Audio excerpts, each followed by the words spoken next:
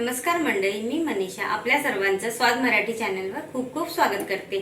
आजची रेसिपी ही खूप स्पेशल आहे, कारण ही रेसिपी माझ्या मित्राच्या आईने मला शिकवलेली। तर ही रेसिपी आज मी तुमच्याबरोबर शेअर करणार आहे। तर आजच्या रेसिपीचं आपलं नाव आहे शीरखुर्मा। तर पाहूया आजच्या रेसिपीला आपल्याला लागणारं साहित्य। इथे आपण 1 लिटर दूध गरम करून ठेवलेलं आहे। इथे काही ड्रायफ्रुट्स आपण घेतलेले आहे।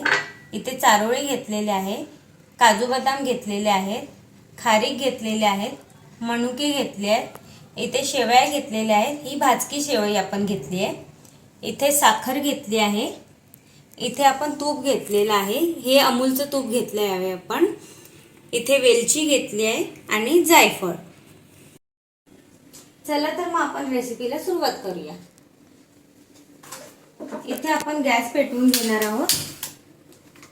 या गॅसवर ही कढई तापवणार आहोत। हे कढई तापली की आता आपल्याला तूप घालून घ्यायचं आहे। इथे आपण तूप टाकून घेतोय आणि आपल्याला गॅस एकदम स्लो ठेवायचा आहे, फास्ट करायचा नाही आहे। आता यात आपल्याला तूप तापत आलं की ड्रायफ्रुट्स टाकायला सुरुवात करूया। इथे आपण ड्रायफ्रुट्स टाकून घेतोय। ड्रायफ्रुट्स टाकताना आपण खारीक आणि मनुके टाकत नाही आहोत।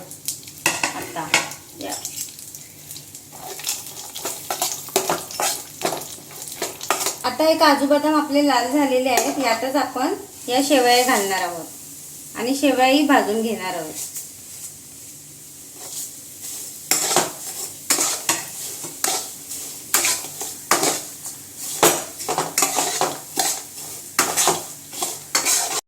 हे शेवया भाजून झालेले आहेत। आता याला आपण एका प्लेटमध्ये काढून घेऊया। आता आपल्या शेवया भाजून ठेवल्या साईडला। आता गॅसवर आपण कढई ठेवूया आणि त्या कढईत 1 चमचा आपण तूप टाकायचं आहे।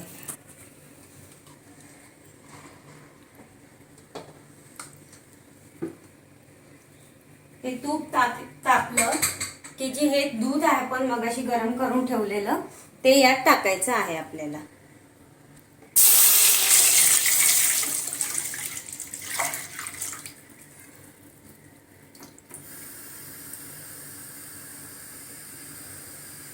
आणि गॅस फास्ट करायचा आहे। हे छान याला उकळी काढायची आधी। तुम्ही पाहू शकता इथे आपल्या दुधाला उकळी आलेली आहे। आता आपण याच्यात साखर टाकणार आहोत। साखर तुम्ही तुमच्या चवीनुसार टाकायची आहे। कोणाला कमी गोड लागतं तर कोणाला जास्त लागतं, त्या हिशोबाने तुम्ही साखर तुमची टाकायची आहे। टाकल्यावर असं छान ढवळायला सुरुवात करायची आहे।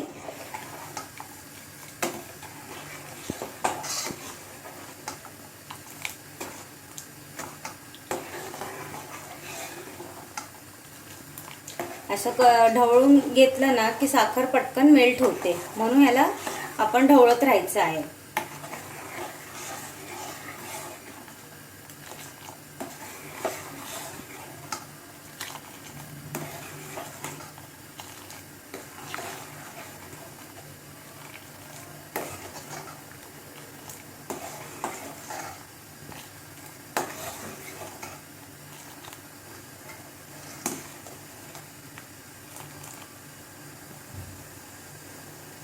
तुम्ही पाहू शकता दूध किती छान उकळते आपलं। आता याच्यात आपल्याला हे जी खारीक होते ते टाकायचे आहेत।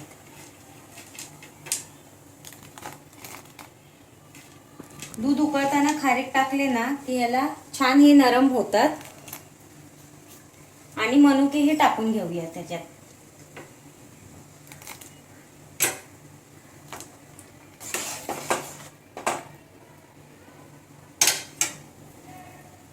आता आपण याच्यात मगाशी जे भाजून ठेवले शेवया आणि ड्रायफ्रुट्स होते ना ते टाकायचे आहेत।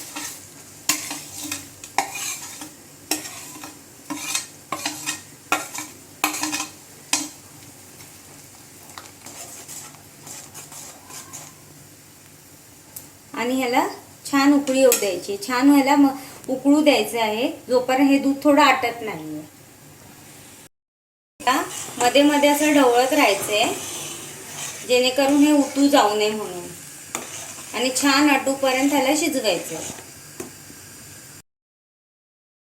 तुम्ही पाहू शकता इथे आपली खीर 15 ते 20 मिनिटं छान इथे उकळली आहे. ह्याचा कलरही थोडासा चेंज झालेला आहे, हलकीशी गुलाबी दिसते.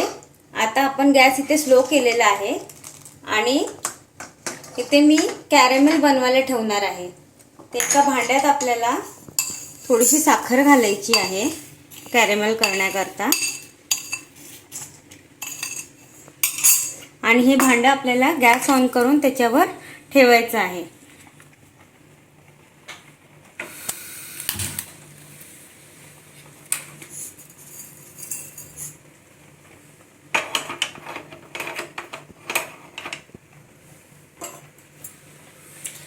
ह्याला ढवळत राहायचंय.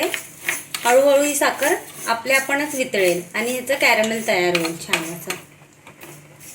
पाहू शकता तुम्ही आपलं कॅरेमेल बनवून तयार झालेलं आहे. हे ते आपण साईडला ठेवलंय. आणि या खिरीमध्ये आता आपण जायफळ पूड आणि वेलची पूड टाकणार आहोत. छान असं ढवळून घ्यायचंय याला. आणि यानंतर हे जे कॅरेमेल तयार केलेलं आहे ते आपल्याला याच्यात टाकायचं आहे.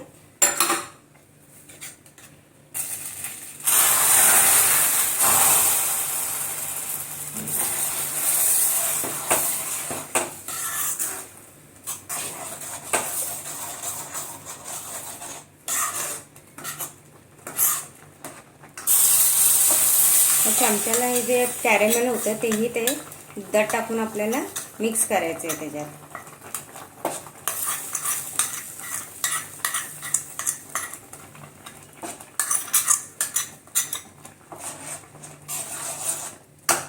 आता आपल्याला इथे गॅस बंद करून घ्यायचा आहे. तुम्ही पाहू शकता इथे आपला शिरखुर्मा बनवून रेडी झालेला आहे. तुम्हाला जर ही रेसिपी आवडली असेल तर तुम्ही तुमच्या घरी नक्की ट्राय करा. मला कमेंट करून कळवा की तुम्हाला ही रेसिपी कशी वाटली. माझ्या चॅनलला लाईक, शेअर, सबस्क्राईब करायला विसरू नका आणि बेल आयकॉन नक्की दाबा. चला तर मग भेटूया पुढच्या रेसिपीत.